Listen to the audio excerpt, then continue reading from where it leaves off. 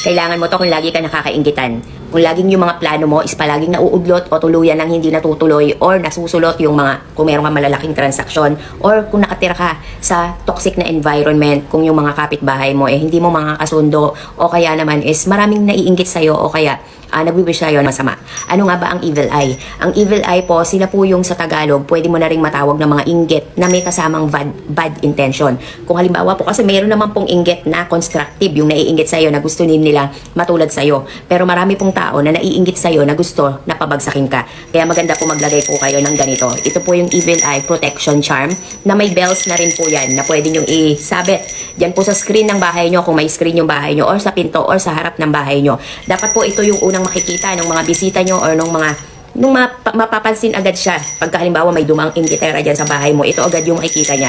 So every time na mapapansin niya to, lahat ng bad intention niya sa'yo, o kaya good or bad intention niya is babalik sa kanya. Kasi pang rebuelta siya.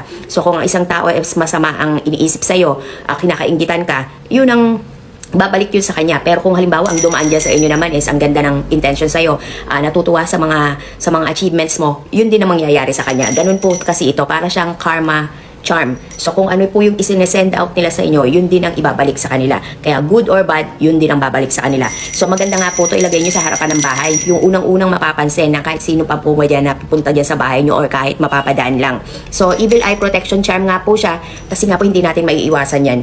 Kahit ano pong gawin natin, mabuti, masama, meron pa rin talagang masasabi sa atin yung ibang tao. Kaya maganda po, meron tayong protection na inilalagay po sa bahay natin para po protektado lahat po ng nakatira dyan. So eto nga po siya, ang ganda nito kasi meron din siyang bell. Yung bell po is ginagamit yan pang cleansing. Kaya nga po pag napansin nyo yung bahay nyo na medyo mabigat yung energy, magpatugtog lang po kayo ng bell. And maganda nga po siya na andyan siya sa harapan ng bahay nyo. So every time may hangin, malakas yung hangin o kaya merong ibubukas nyo yung gate nyo or sa screen nyo siya ilalagay, tutunog siya, so papasok yung positive energy and mawawala yung mga negative energy.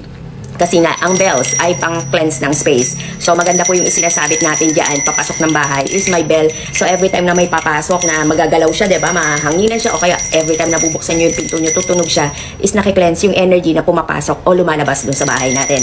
So, sa mga may gusto po nito, yung mga wala pa po sa harapan ng bahay nyo, maglagay po kayo nito. This 2025 para po iwas sa mga inggit, toxic, at saka mga bad people, bad influences. So, andyan na po sa Yellow Basket kung saan nyo mabibili ito. Nasa 200 plus lang po siya, mura lang po siya. So, ang ganda pa ng tunog niya, hindi basag yung tunog o hindi linaw ng tunog ng bells niya, kaya maganda sa feng shui yung may mga bells tayo sa bahay.